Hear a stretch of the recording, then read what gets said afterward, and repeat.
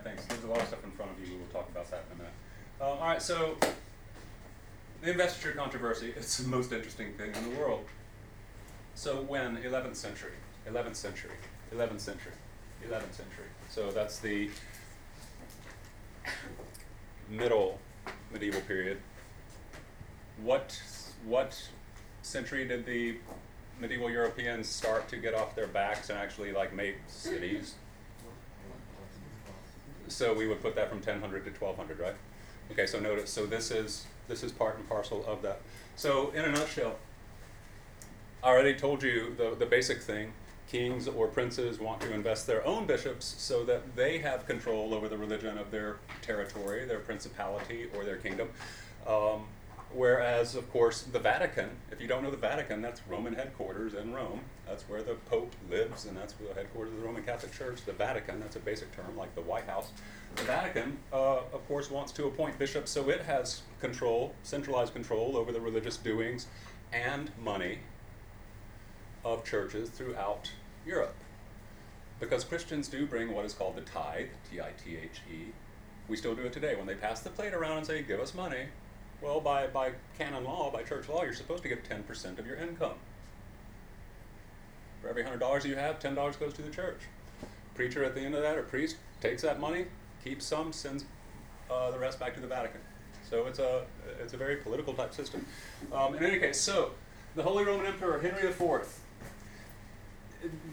You don't have to know these names. They're all, I despise this part of European history. Kings with numbers after their names. So which freaking Henry was it, right? Popes with numbers after their names. Well, which freaking Gregory was it? So here we got Gregory the freaking 7th, right? Who cares, honestly? Because what we have is a conflict between the Holy Roman Emperor Henry IV, which is ironic because he's supposed to be a Holy Roman Emperor, but he's like, I'm going to appoint my bishop. And Gregory the 7th says, no, I'm the Pope, I'm going to.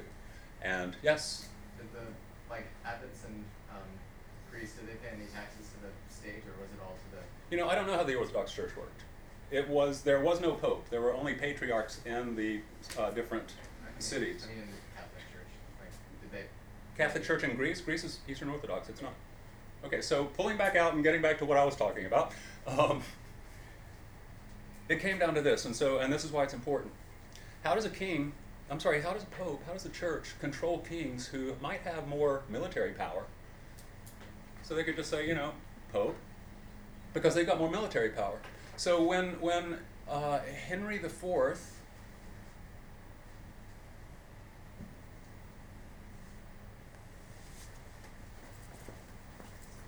refused to take the Pope's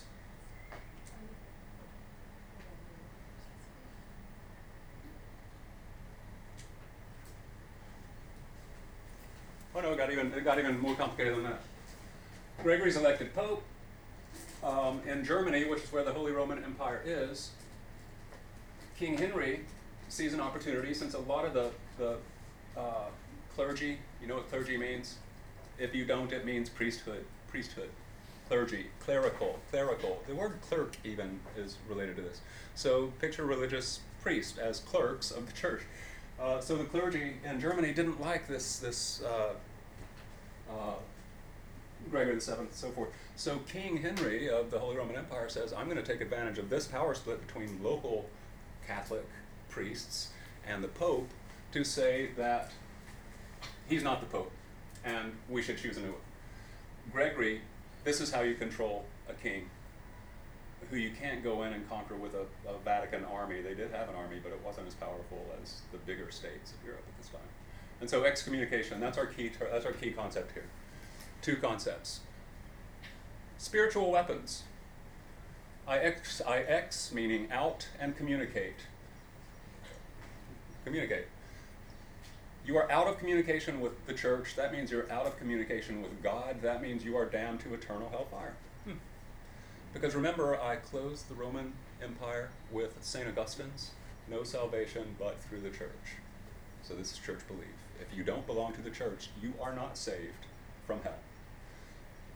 What a brilliant move by St. Augustine to consolidate the power of the church over every single person who believes that there's such a thing as heaven and hell. I have to be on good terms with the priest with the Pope and everything else, or else I burn forever.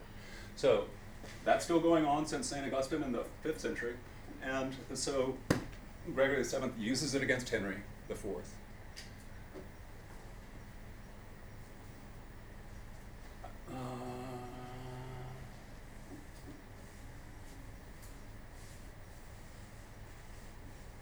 I haven't seen this, so I'm kind of stupid for pulling it up here because I got to see what they said. I couldn't find it in Wood. Is it like true? Isn't he standing like naked? Yeah, and so that's where we're going.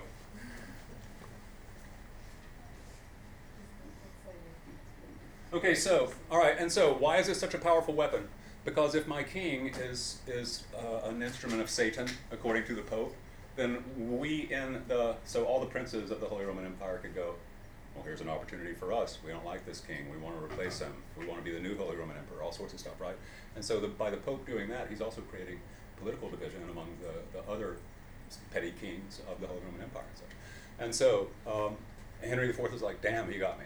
So he goes to Canossa, which is a mountain place, and where the Pope is, for a few days, and he goes and he falls to his knees, dressed like a beggar, completely degrading himself, and he just falls to his knees outside the building where the Pope is staying, waiting for the Pope to come and forgive him. And he does it for several days. And the Pope does. So who won that battle? The popes. There's one more, and so excommunication is an individual thing. Only you will burn in hell forever because I just excommunicated you. There is the nuclear option that the Pope has, and that is called, I hope it's in there. Anybody know it? Huh?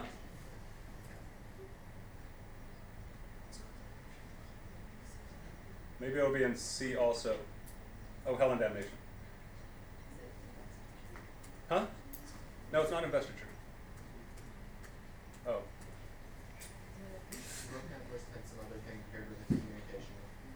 It's nuclear excommunication. It's not just one person, it's an entire land. It's an entire society. Everybody there is going to go to hell. Oh, wow, that's... it's in Wood.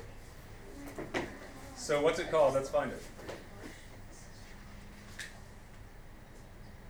That's period 4. Come on, where's period 3? What? Oh, hell on the damnation. Son of a freaking...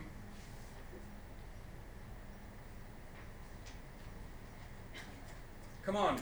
So if it's in Wood, you've got Wood in front of you. What is it? It should be in the vocab list.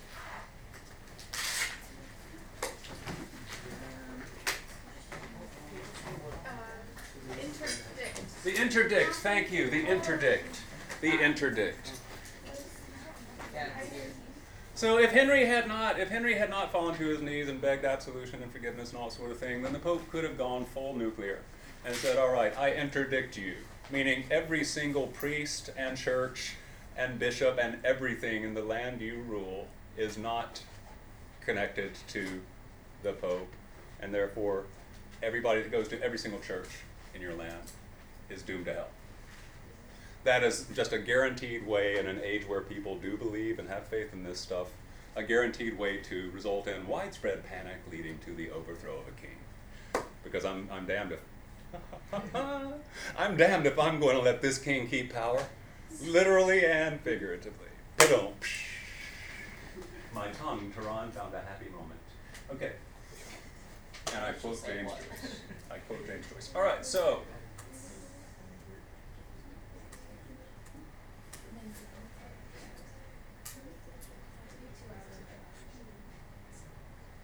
What was it called again? The interdict. I can't believe it.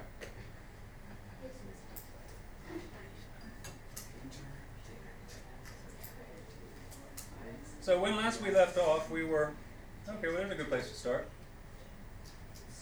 Oh, and they don't even have interdict in there.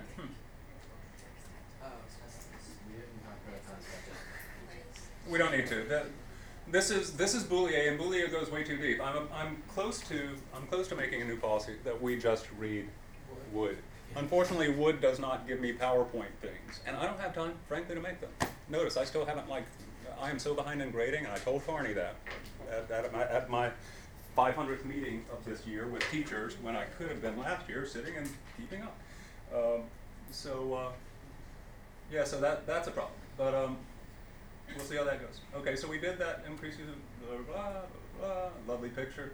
Yes. And so here we are. We just got to do the last bit.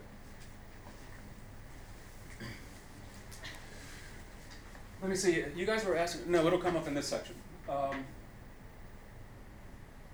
So, okay, why Boullier puts peasants, populations, and plague, and then he puts a Christian theologian, Thomas Aquinas, in there, is beyond me. Why this PowerPoint does that confuses me. You should know about Thomas Aquinas, because Thomas Aquinas is the father of. Okay, so now we're talking about culture, and notice you do have a thematic CCOT chart. I wouldn't jump into it right now, but I did hand it out to you just because they're useful. So to consolidate everything that's in your notebooks and actually put it in and plot it out.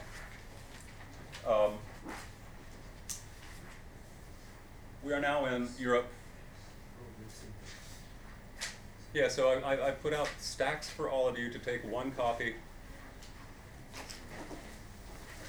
You three share the 3 copies in front of Priyanka. You 2 are together. You 3 are together. No, not Jamie. You 2. You 3. You 2. You 1.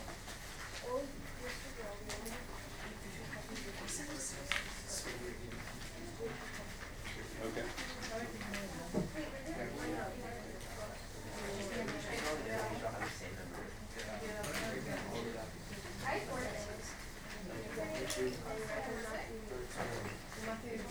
So you need one more? Oh, no, Mr. Grower. You're okay, right? Wait, All right. no, you're missing this thing.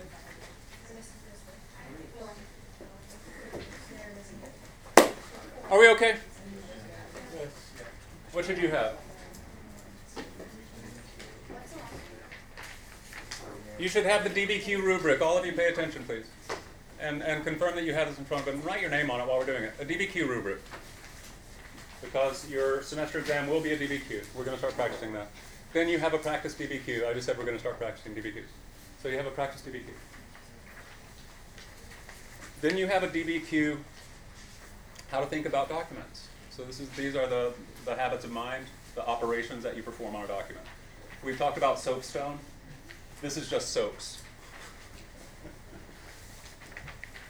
And then fourth and finally, you have a CCOT chart. Ignore the date on there, 600 to 1450. It might be useful, but just notice it's the same type of chart for everything. Any period, I don't know why that's it. Everybody good with that? Yeah. Anybody not good, Nicholas? I don't have the DBQ packet. You don't have the DBQ packet? Yeah.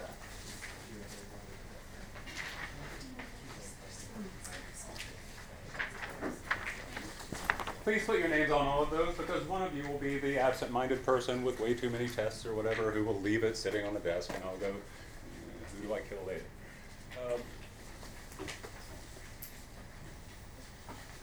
Okay, so you can put those things away now. Or under your whatever, just put them away from you. We'll, I hope, have time to pull things out, but let's get through this.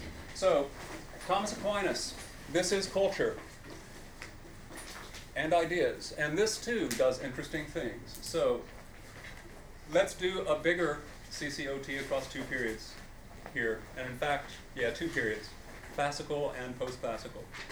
The classical period, what happened to Greek and Roman learning, humanism and philosophy of Plato and Aristotle, and the geometry of Euclid, and what happened to all of these things when the church took power in the West? They were all not just lost, but heretical. This was, if you don't know the word pagan, like the word secular, it's a basic word. Pagans are traditional religious people of the Olympians and the polytheism of the nature-worshipping polytheism of the Greeks and the Romans. If you're not worshiping a God separate from the natural universe, you are by definition, from the theist point of view, a pagan. Pagan has its Latin roots in countryside, rural people, and so Christians were actually using it as an insult word for like rednecks, stupid farmers. They worship nature. They're not monotheists like us. orthodox. We know the truth. But now we use the term paganism in a not negative connotation way, just as a label for those polytheists who worship the forces of nature, personified or not personified. Zeus as a thunder god, or just worshiping Tian like the Chinese, right? Just sky. So moving right along then. Marker event. Nicaea forward, Greek and Roman humanism. Humanism, belief in human reason, belief in human ability, belief in the senses and the mind and logic to come to truth. That is now demonized, heretical, heterodox. And those texts are forbidden in the West.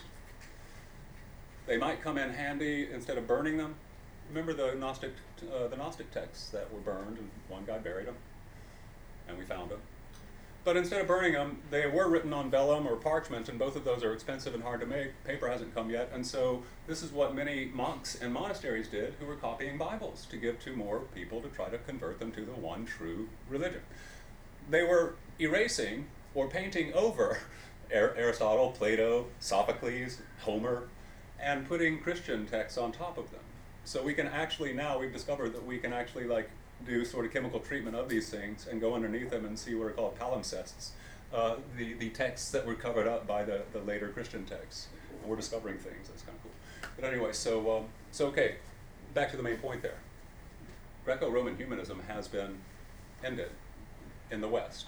We do not have that Greek and Roman cultural tradition anymore of science, philosophy, and so forth. It is all now strictly, and that's why we call it Christendom. If you're not used to that word, I repeat it. It's very important. Kingdom, Christian, Christendom. This is medieval Europe. And that's why. Because there is no thinking outside of the church. What the church says is true. What the church fathers in the Bible say. Or what the church fathers say the Bible says, because nobody can read the Bible because they're illiterate. And the church doesn't want people to read the Bible. Because if they do, they'll see that there's some disturbing stuff in there that threatens the moral reputation of the church. God telling the Jews to commit genocide against the Canaanites. God saying murder every man, woman, child, and animal. You can keep the daughters, but murder all the rest of them. God saying that. That's a very disturbing thing to read, and it's in Deuteronomy, one of the 5 books of Moses, and other places too, right? And so that would make people go, wait a minute, I thought God was moral and loved everybody. He's saying to kill every single man, woman, and baby in the promised land if they're not Jewish. That doesn't sound very loving. Also, so don't read the Bible, just take our word for it, say the Catholic priests. They don't want the Bible published. That's important. They want people to follow the authority of the priest, the clergy, the Pope. Thanks to the Muslims and Spain, and thanks to the Crusades, Aristotle, Plato, Greek, Roman learning start coming back into Europe. And the people in Rome who are walking around seeing the Roman ruins going, these aren't churches. The Colosseum, that's not a church. What was going on before we became Christian? It's very interesting. We don't know anything about the architectural ruins in our own land. There was a different world before Constantine, and we don't know it, right? And so the literate, the new rich class, had leisure, because we have money, thanks to the trade with the Crusade, Silk Road civilization. We have leisure and money to start studying stuff and just doing things out of interest. And we start discovering from the Muslims in Spain, we start translating it into Latin and such, we start discovering Plato and Aristotle and Euclid and Galen. Galen is the physician. Medicine, Greek medicine. So we're studying all the learning of ancient Greece and Rome. And it's very interesting, it's very impressive. And that is the rebirth of Greek and Roman learning in the middle period, 1000 to 1200. Because I repeat, 600 to 1000, we're on our backs, things are horrible, it's the nadir. 1000 things start, trade cities, Genoa, Venice, pop up, there's money, there's leisure. There's contact with, because of the Crusades, with the Muslims and such.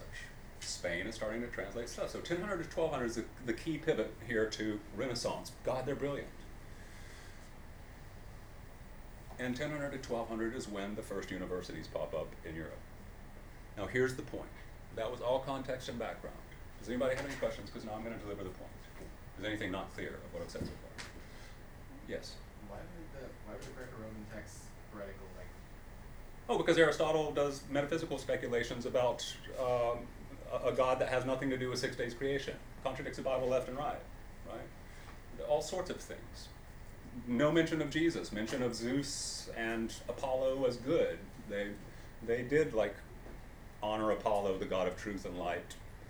And so, no, we don't honor Apollo. Apollo is a demon, we Christians say, since Constantine and Nicaea, right? And especially since Theodosius, who said banned 40 years after Constantine. Yes, Robbie? If they like painted over all the texts and like took them away, how did people find them?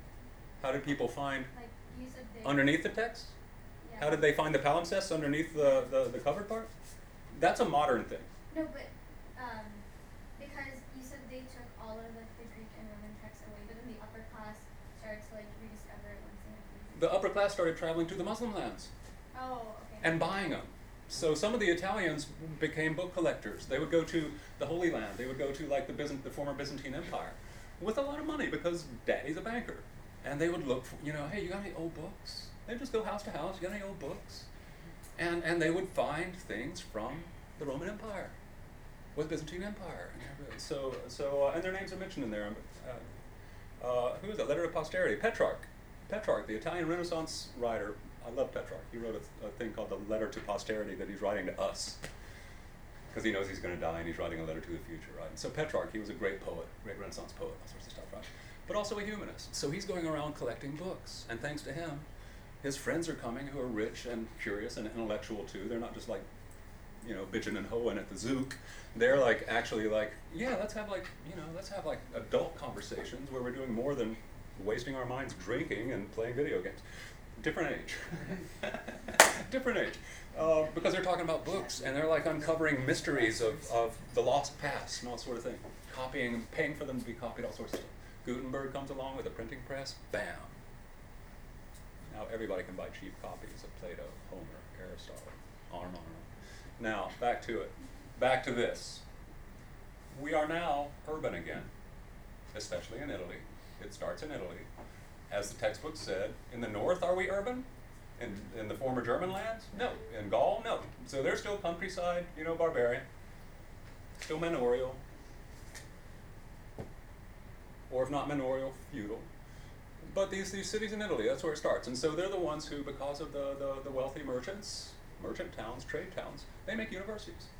And in those universities, here it is. Here's the educational thing. At first, Aquinas represents the stage where Aquinas is Saint Thomas Aquinas. Saint Thomas Aquinas. So he is, above all, a theologian. But he's very interested in Aristotle. Because Aristotle's brilliant. Aristotle has a very analytical mind. And so Aquinas was a humanist Christian who is reading Aristotle with great interest, especially Aristotle's logic. And he's amazed at how Aristotle says, you can start with a thesis and then have a premise and then have a second premise and then you have your conclusion, your deductive logic. If the first claim is true and the second claim is true, then by logic, definition, the third claim is true. Blah, blah, blah, blah, right? And it all seems very, very impressive until you realize that it's got a lot of flaws in it. But you have to be smart to realize it. It's better than nothing. So Aquinas is trying to say, I'm going to use Greek learning to prove the existence of God. Do you get it? Just like popes crowned kings, Aquinas is saying, I'm going to crown Greek learning to prove the religious truth of the church. So the church is saying the Greeks are going to prove us right under Aquinas. Aquinas started a school of thought called scholasticism. Scholar, scholastic, scholasticism. So Thomas Aquinas' school of thought is, we're going to use Greek learning to prove Christian doctrine. No longer will it be faith. It'll be knowledge now, because I'm going to prove it intellectually and logically. We're going to prove God exists, that Jesus died for our sins, that there's a heaven and hell, everything the Bible says is true. Bam. And he tried, and he wrote voluminous books about it and all sorts of stuff. Yes, Robbie? So wait, was he like a bishop or something? He was I don't know what his particular role in he was a professor at a university is what he was. So was he part of He was a priest, yeah. He was part of the clergy, yes. Where were the universities? Mostly in Italy, because Italy has been, and we could go into a list, but this is AP World. We don't have time to go to that level of detail. Bologna, on. We don't have time. Around the year 1100, that's when Europe finally has a university. Congratulations. So scholasticism. You start having logical proofs for arguments for the logical proofs of God. They're trying to argue for the existence of God. I'm going to prove God exists, the Christian God too, right? And so if A is true and B is true, then God exists. That type of thing. This long change of reasoning, of logical reasoning, and they're all fascinating to read. This is the Christian mind trying to go, I hate the fact that we can't prove it. Let's use Aristotle to prove it. So that's the middle period. This is not yet the Renaissance. This is not yet Italian modern thinking, right? Are we all in class right now going, okay, let's use critical thinking and logic to prove that the Bible's right? Because we know the Bible's right, so let's use critical thinking to prove it's right. No, we're not, right? We are modern. Most of us. At least, yeah. So enough of that. When we get to the high Renaissance of the 1450 to 1750 period, with the scientific revolution and all that stuff, that's the end of that European cultural change over time. I just gave you the last step. So write it down.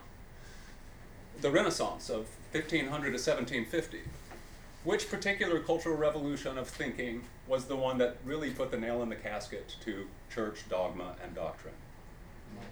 Was it the Renaissance? Was it the Enlightenment? Was it the scientific revolution? Which part of the early modern European period was it? Those are the three main things. Renaissance, art and philosophy. Scientific revolution, Copernicus and Galileo.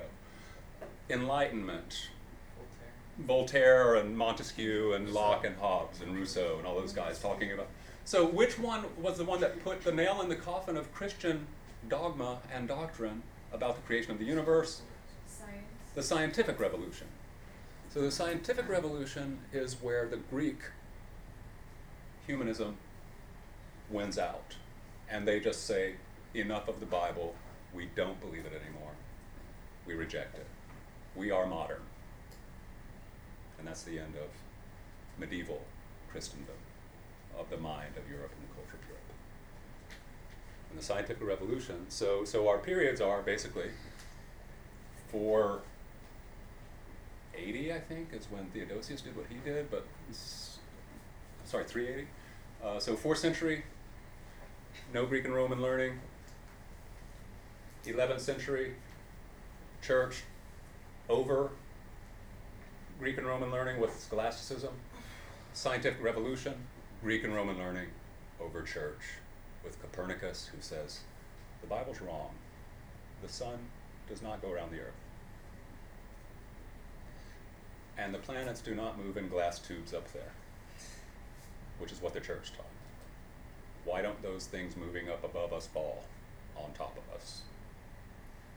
Because we know all things fall on top of us. So how do you explain the fact that we see planets moving across the sky and they don't fall down on us? Well, they're in crystalline spheres, say the church people.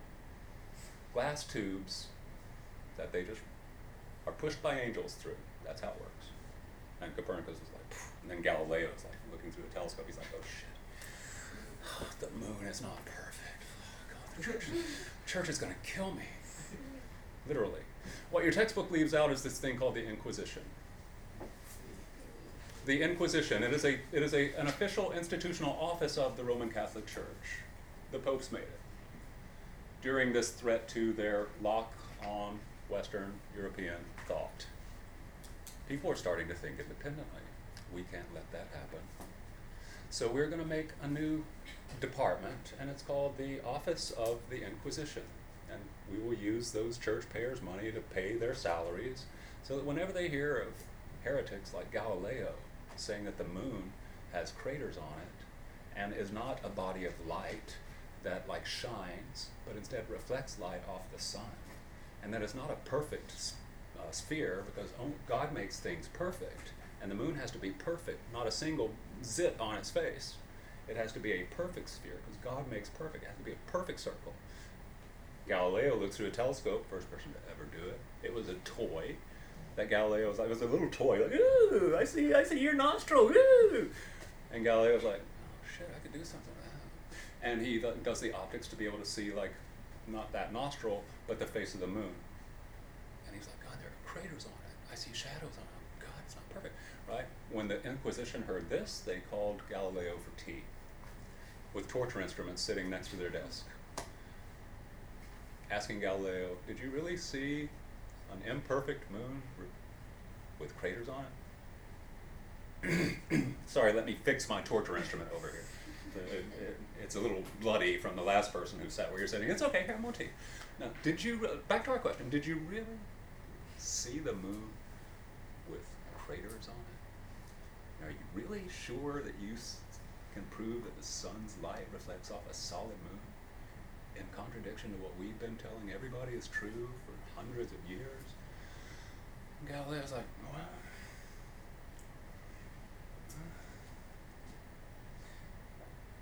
well, okay, I didn't see it.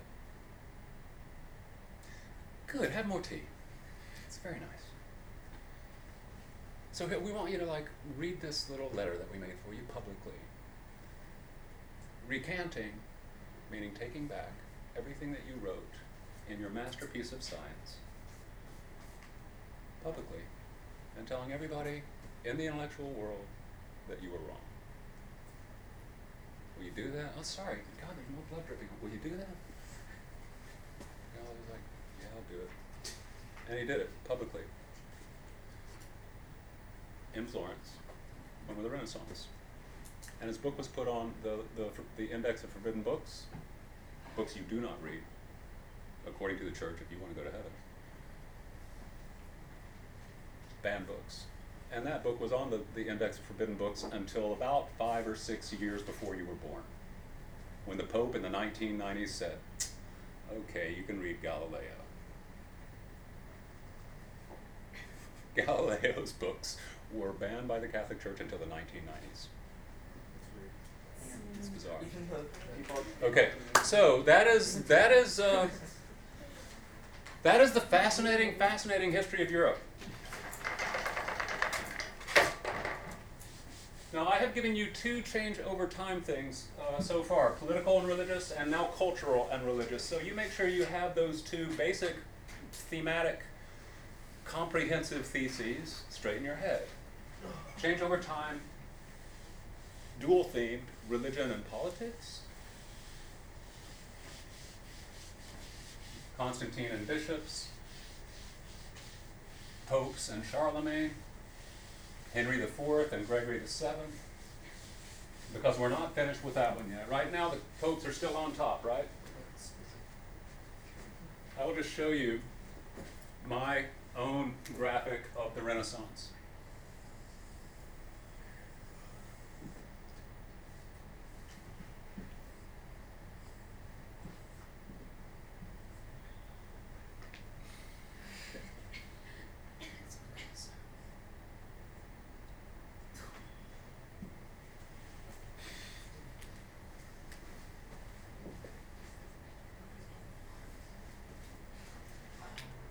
This is Western culture. Even now in America, when we have people saying science, no, God. Rights, no, God. The Bible. The cross. There are no questions.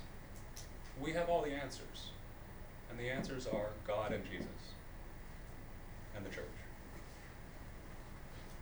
Humanism of the Renaissance. We have questions. We want to use our eyes and logic and reasoning and observation and scientific experiment and everything to answer them. We have questions and we're really excited by it. We're very happy by it. It's so cool to be able to think. No, we are frowning. So it's a schizophrenic thing about our culture that is very interesting. We have 2 personalities inside of us and they're in conflict, and it causes all sorts of problems both internally. I'm religious, but I really have problems with half the stuff because it doesn't make sense. That's the it doesn't make sense part. That's your Greco-Roman humanism side. But I'm religious. That's your medieval side, right? So there we are. We got that, right? So it causes conflicts politically, socially, even economically, on and on and on, and psychologically. And yet, I shouldn't put a smile on it because there are problems with the Renaissance too. And so let's now get to those. Any questions?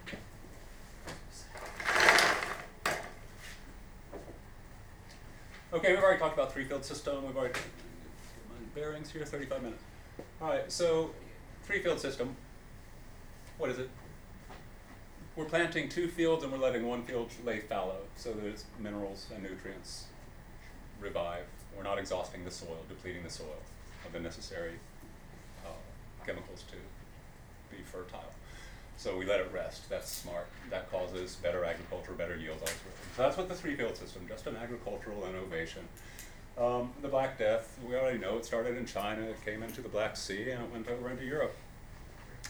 Anywhere from half to a third, or a third to a half of Europeans died in this. This is in what century?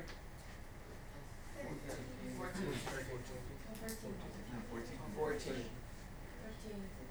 I thought you said 13 to 14, because it came on and off. No, it's 14. It's the 1300s. Because the Yuan dynasty ends in 1368. Yeah. Did you say 1368? Yeah. Good on you.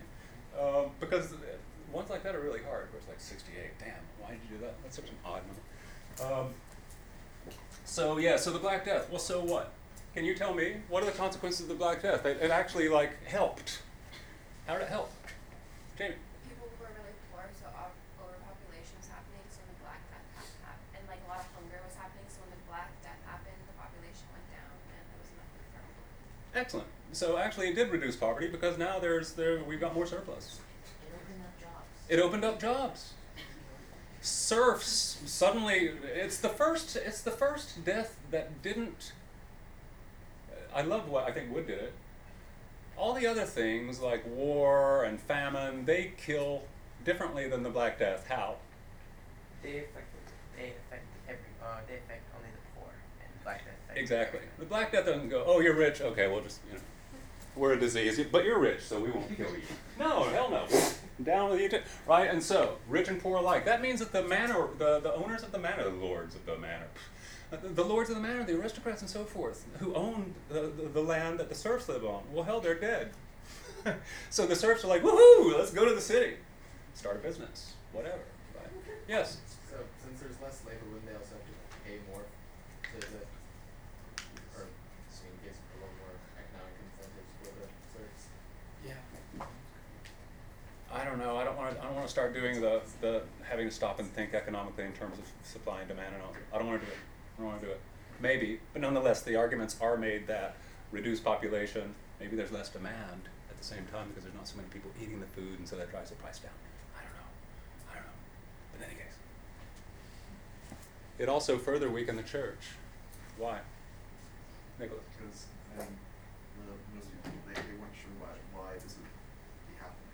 Why would God kill indiscriminately? Priests, you've been telling us God is loving.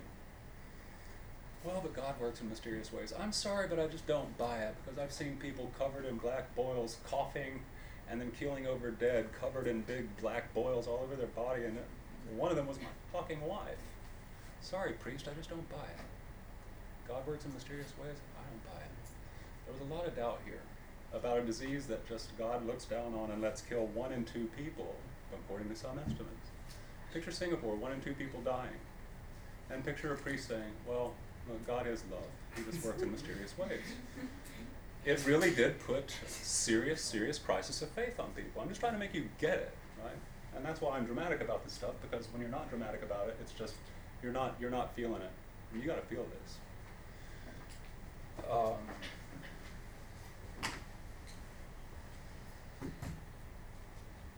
So doubt.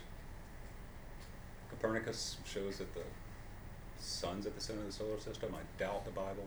The priest says God is love and the Black Death. I doubt that. I just don't get it. On and on and on. So the church we see in the Renaissance is going down for many reasons. Culturally, geographically, and environmentally. A plague, right? So disease just comes in and broadsides the church out of nowhere. Of all the times, thanks Black Death for coming when already people are intellectually and scientifically starting to doubt us. So in short, we're seeing the church in decline now.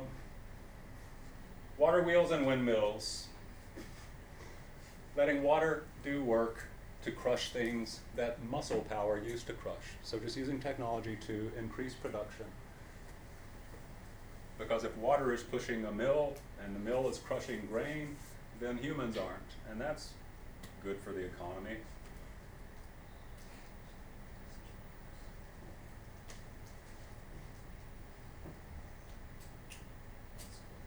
What do we have here? So now let's talk about, all right, so spread of Roman Christendom, lost, added, lost from 1200 to 1500. So this is a map of the church, and this is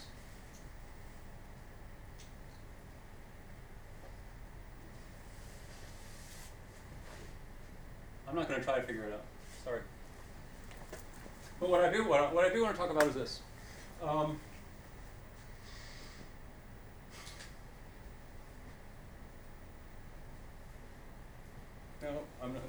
I'm gonna stick to the timeline.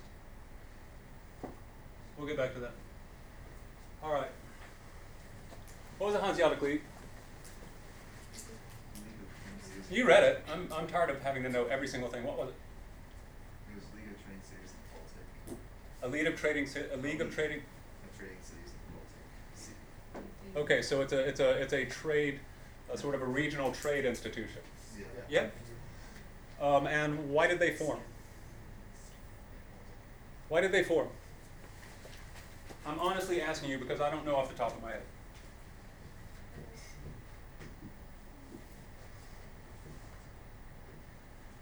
Well, let's just hope that that's not on the AP exam, so because you don't know it either, and you know what, you're doing the homework. I don't have to know every single thing for you. None of us knows what the Hanseatic League is.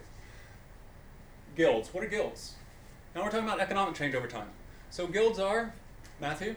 It's basically the group of people who do the same job. They are artisans who make unions. They're union artisans. They are professional guilds. And so, how do they work? You can't make shoes unless you are in the Shoemakers Guild. How do you get into the Shoemakers Guild? You pay to join the profession and you train under somebody as a master, as an apprentice. And we set in our guild for our product that we make, our particular, the Shoemakers Guild, we set standards of quality. And you have to meet those standards of quality. We also set prices and pay. If you want shoes, we guarantee you good shoes. We guarantee you the same price. And that price will be fair enough for us to have a decent living, right?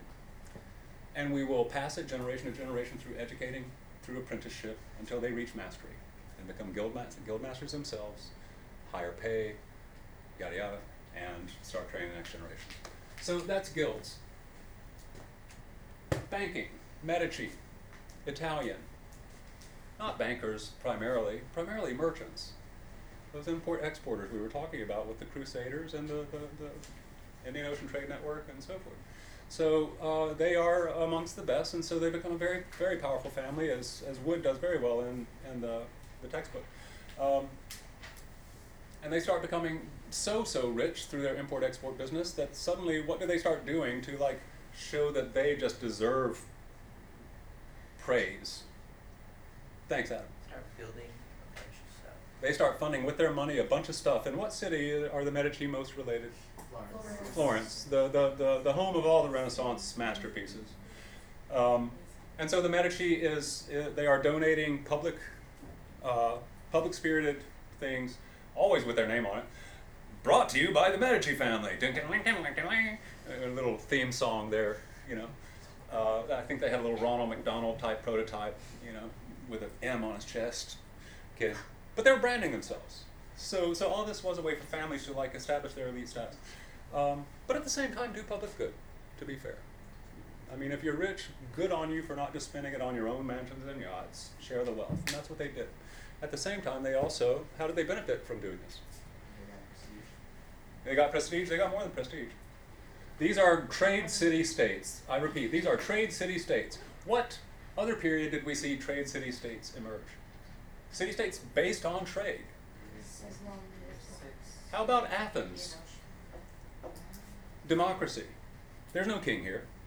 We are all equal if we're landowning white males. We're all equal.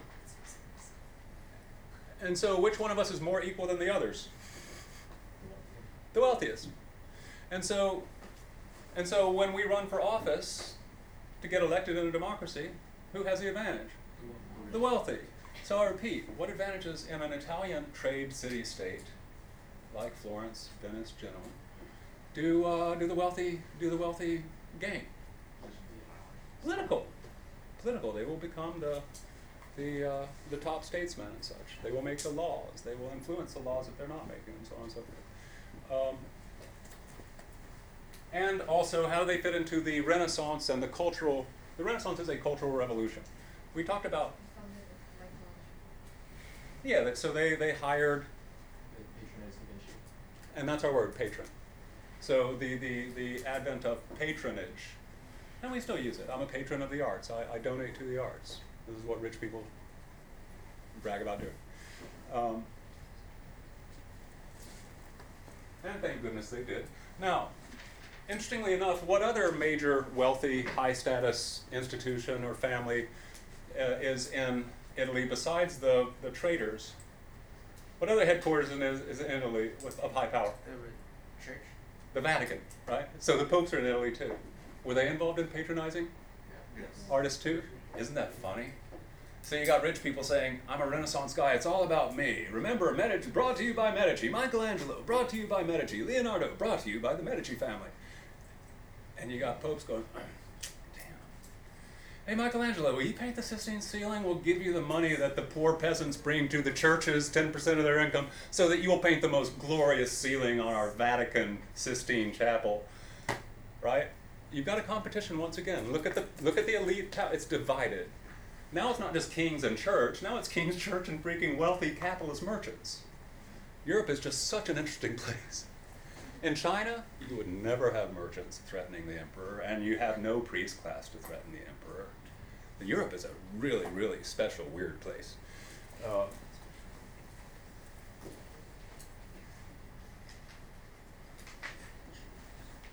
And so, just like today, the highest buildings to glorify like the main religion of the age, the highest buildings are Gothic cathedrals.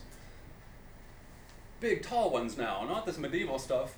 We're making like the Notre Dame, the Cathedral of Notre Dame in Paris, with beautiful, beautiful, just like expensive masterpieces of architectural art. And they have to be the highest building on the city skyline. Why? Closest to God, people know where they are. What's the highest building in Singapore city skyline? It's not the Sentosa. It's not the Sentosa. It's the financial district. Come on, you look at all those skyscrapers of the financial, the banking buildings and such, all clustered together. You know, I mean, here they are, and then there's little Marina Bay over there. But all these big Chinatown's right there and all that, right? The financial district. What's our God? Money. You do an architectural change over time. You see what's the highest thing that shows what we value more. Don't you dare build a building higher than the Acropolis, because Athena is the most important thing in our city. Don't you even think about putting something higher than Athena.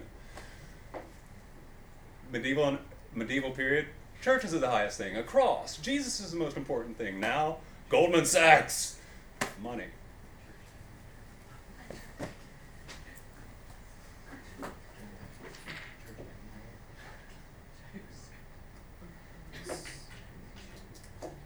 Okay, we've already done scholasticism. So what is a humanist? You need to know this term. It's the most important. I majored in humanities. That's what my major is called. My bachelor's degree, the humanities, because I'm a humanist. I discovered this stuff in college, and I was like, God, why didn't I read this in high school? It's so fucking cool. It's so freaking cool, pardon me. So what is humanism? You read it. It's the most important concept of the... Discuss amongst yourselves. Bullet point it. What are the concepts that make a humanist?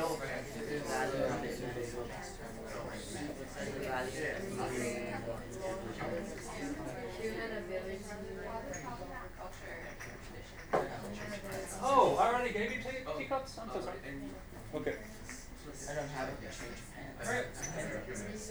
Okay, so how many things do we have on our fingers? Let's hold up our fingers and count them. How many things do you have as a humanist on your fingers? How many fingers? Give me one. Oh, the golf. Give me one. Yeah, Priyanka. Belief in like human ability. Good. Believe in humanism. That one's easy. What human abilities particularly? Intelligence, reason. We are rational. That's the Greek part. We are able. We can. We're no longer fallen. So as I think Wood points out very nicely, in the Renaissance, it's not just like a return of the Greek. That's misleading. Because the Greeks were never arguing that something else was basically stupid. But the Renaissance humanists were. What were they arguing was stupid? The church. It's anti-Christian. It's anti-Christian. The Italian Renaissance is anti-Christian. Because they are sick and tired of the Inquisition. They're sick and tired of the corruption they see in the Vatican. They're sick and tired of seeing witches burned at the stake. At the order of the church. Hey, let's burn these women for like giving people plants to cure their headache. Because the priest is supposed to do that by sprinkling holy water on them. Disease isn't cured by plants, disease is cured by priests casting demons out of you. Everybody knows that. And so, what else?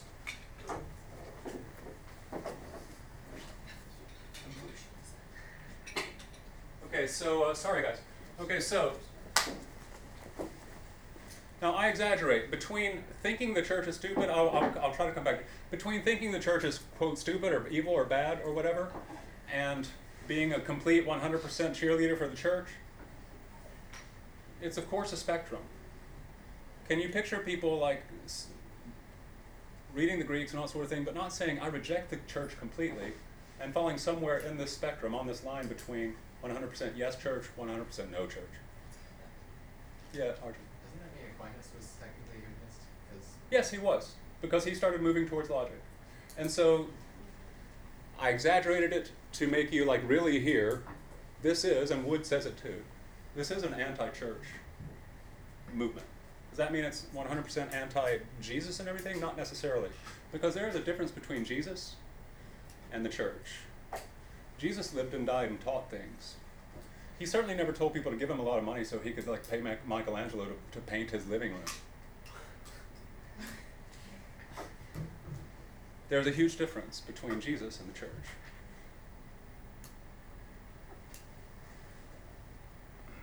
Okay, so Dante, for example, literature people, what did he write? The Divine Comedy. It's actually three. It's the Inferno, where Dante is led into hell. So this is based on Homer. This is why it's Renaissance in humanism. This is why it's Renaissance. It takes Homer's Iliad and Virgil's Aeneid, two epic poems from the Greeks and the Romans. There's only a handful of epic poems in the Western tradition. Homer, Iliad, Odyssey. Virgil, Roman Empire during Augustus' time. The Aeneid. Aeneas left the Trojan War, according to their legend, and came and founded Italy. Right? So the Romans are saying, see, we go back to the Trojan War and the Homeric people too. Aeneas, our ancestor, was one of the Greeks. And so it's an epic about Aeneas founding Rome and falling in love with the Queen of Carthage, which should make you like go, well, that would be kind of interesting, because you know that the Romans fought the Carthaginians, right? So that's what the Roman epic is. It imitates Homer. Look at the Renaissance. Look at Dante. Virgil came to me and led me into hell. And he gave me a tour of it. The Inferno, hell. And he gave me a tour of it. And there were 9 circles of hell, and every circle you went down, oh God, the torment by the demons got worse and worse and worse. Your sins decided which torture you got, and the torture was poetic justice. If you were horny, this is what happened to you for eternity. If you were a person who lived for your Johnson, this is what happened to you for eternity. If you were greedy and you lived for money, this is what happened to you. And he described them with great poetic imagination and such. And so that's the Inferno. And then there's the Purgatorio, the middle region where people are being cleansed of their sins before they go to heaven. And then there's the Paradiso. So it's 3 epic poems of Dante. Is it written in Latin so that only priests can read it? So what do we call it? Because this is another thing. This is a way to like let people think outside of church power. We're going to write in the vernacular. Vernacular is the word. If you don't know that word, vernacular, that means the common language, the vernacular. Literature is now not written just for the elites who can read Latin. It's written for the people who speak just common Italian, not Latin. Right? Medieval Italian. Chaucer, Canterbury Tales. They're making a pilgrimage. There are a bunch of British people walking to a pilgrim, a holy site, and they are hilariously unreligious. You got the horny housewife. You got the horny priest. You got and monk, and also right. And they're like, because they're walking together for weeks, they're telling stories, but they're also doing things that you shouldn't be doing on your way to worship God. So Chaucer's hilarious. Look at what's going on here. We're poking fun at religious hypocrisy and stuff. So that's the Canterbury Tales. Gutenberg, you know what he did. Printing press, all right? Now, how did he improve upon the Chinese printing press that predates it by hundreds of years? No, the Chinese did movable print. It was a better form of metal that they made the movable print, block prints from. Okay. Did we talk about Michelangelo already? Did we talk about the David? Not David, no. Okay, so you've seen the statue of the David? Yeah. And so how, is that Renaissance or is that medieval? Renaissance. Okay, really? I disagree.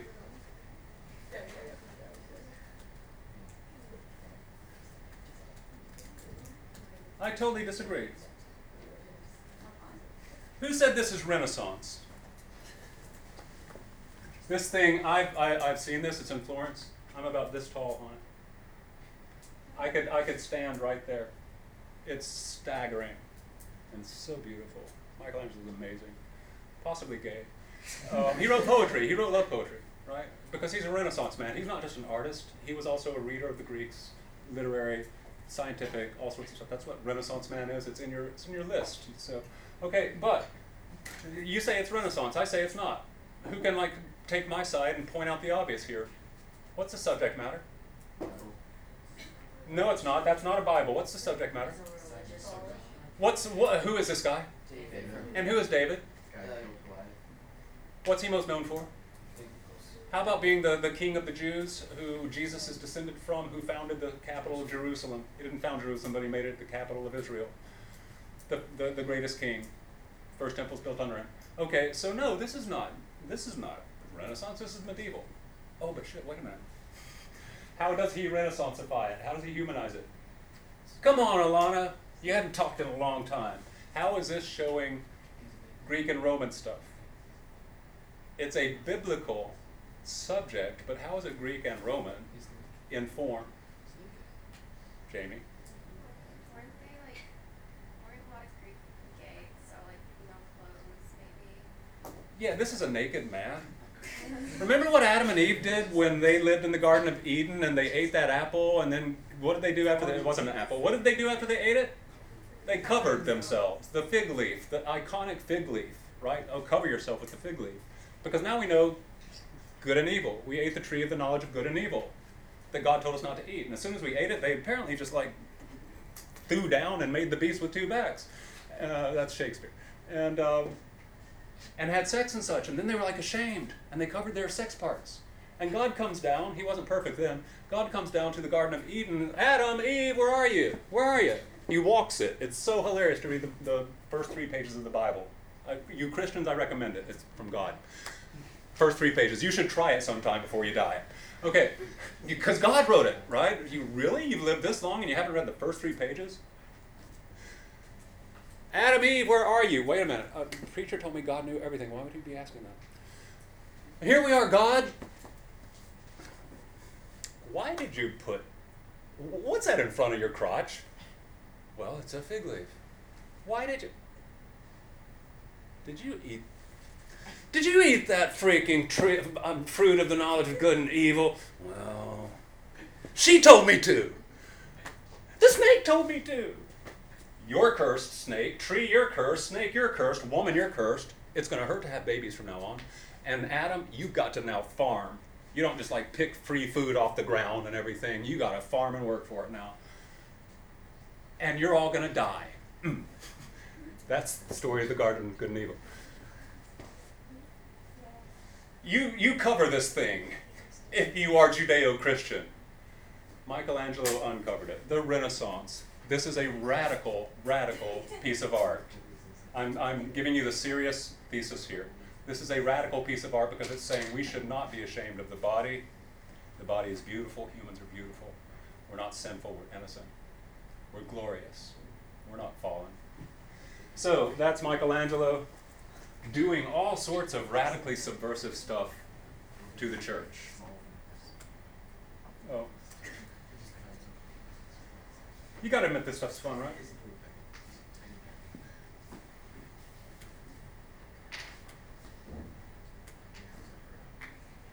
Okay, finally.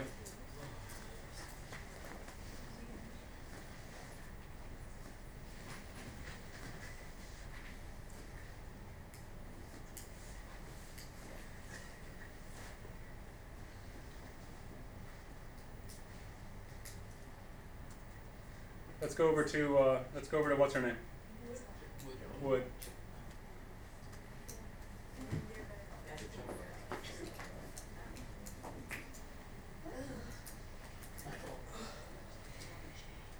How many of you have never written a DBQ? I've never written a DBQ. Yeah, you did it over the summer. Oh, yeah. Okay.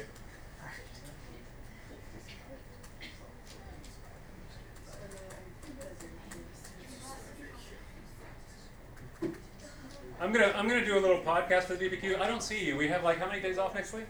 No, we have Friday. We have 2 days off. Today's Thursday, man. Oh, shit. Do we have Monday and Tuesday off? Yeah. You do. I don't. I've got to come and have meetings all day with teachers and PLCs instead of grade your papers on my day off. Quiet. So I don't see you again until Wednesday. Okay, so yeah, I'm just going to make a quick video screencast of DBQ basics, all right? I want you to write a formative DBQ and bring it in. Stop talking and listen. This is your homework. That DBQ that you have is 7 documents. So, okay, so each document, what the DBQ asks you to do is write an essay. It's an essay. An essay has a thesis with an argument.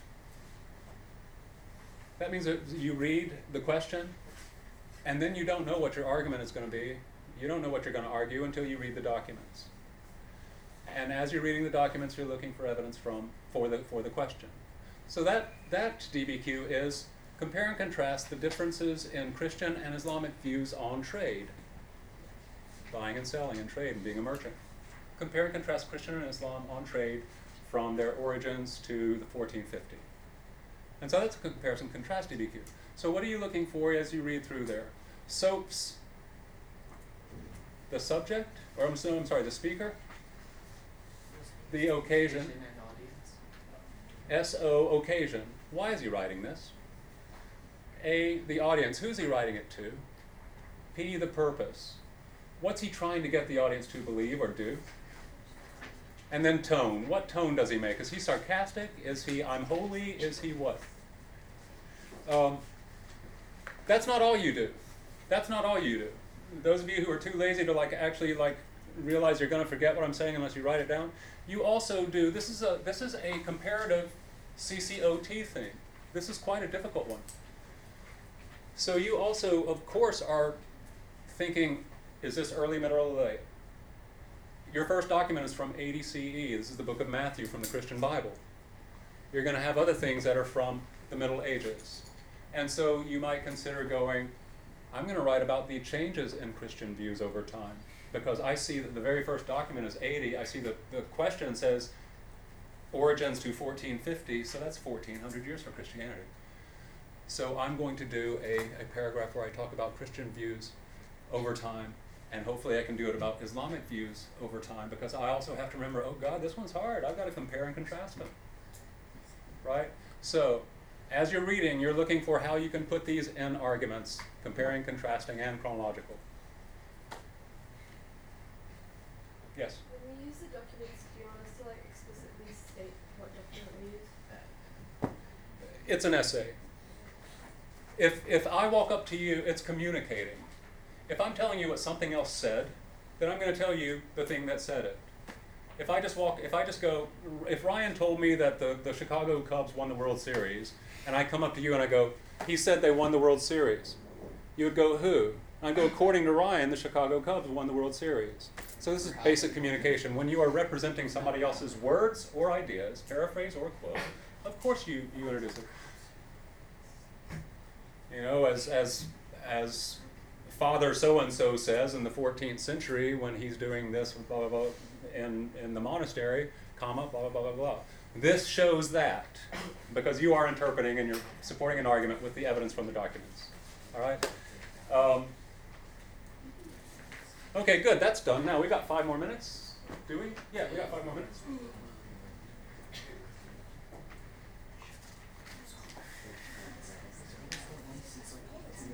Okay, if you guys want to pull out, those of you who have printed out, please be quiet. Those of you who have printed out Wood chapter period 4 on Europe, your homework.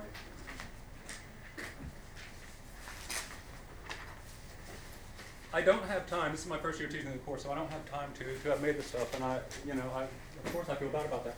But notice, Wood is very good here. I told you to read this. We are starting here with 1450. This is early modern. I have underscored how it's early modern in a million different ways. The church is in decline. Science, reasoning, technology, trade. And so we're going to get into trade here. That's the most important thing of this because we hit the Renaissance. We've already hit the scientific revolution. We've hit the cultural revolution of art. Early modern. Are you with me? How many things have we done? We've done culture through art and reasoning and Greek and Roman thought and humanism. We have done science with Galileo, with Copernicus and the heliocentric theory. Now let's talk about economics, because that's the other one. We've already talked about the rise of trade. We've talked about city-states in the south, in Italy. Well, they're going to radiate north, and there's a northern renaissance too. The Hanseatic League is northern, so they're getting together to do trade from the north. The two that we have remaining to do here are, and you tell me, by 1750, what are the major political players? First, where are they? Are they in the west or the east? Because remember, we had no cities in the north, and so all of the kingdoms and such and empires, even the Holy Roman Empire was a bunch of little principalities. It was a fiction. So, by the end of 1750, you read it. Tell me, what are the major players? They're in the west. That's the short answer. And now if you know your Western European countries, you know that it's Spain, it's England, it's the Netherlands, believe it or not, because they're into banking. They're into banking. So the Dutch are very powerful. So the French, the Spanish, and the Dutch and the British, the English, yeah. Now, why do you think that they said we want to do trade by sea? Think about that. Think about that. What's the advantage of doing it by sea? And there's another one.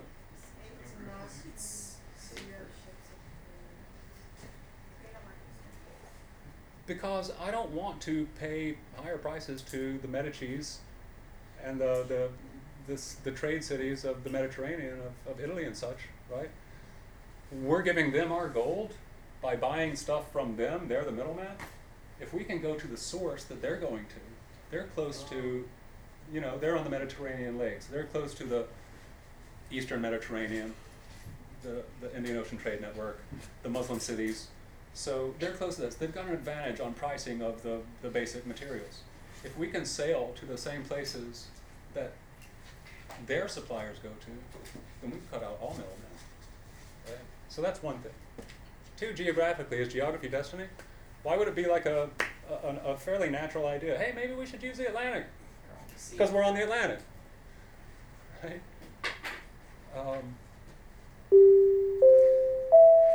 So we are in the early modern period now in 1450. Here's my last thing. No, you're just doing your DBQ. When you come back, we're going to then switch to the age of exploration. All right, to do it.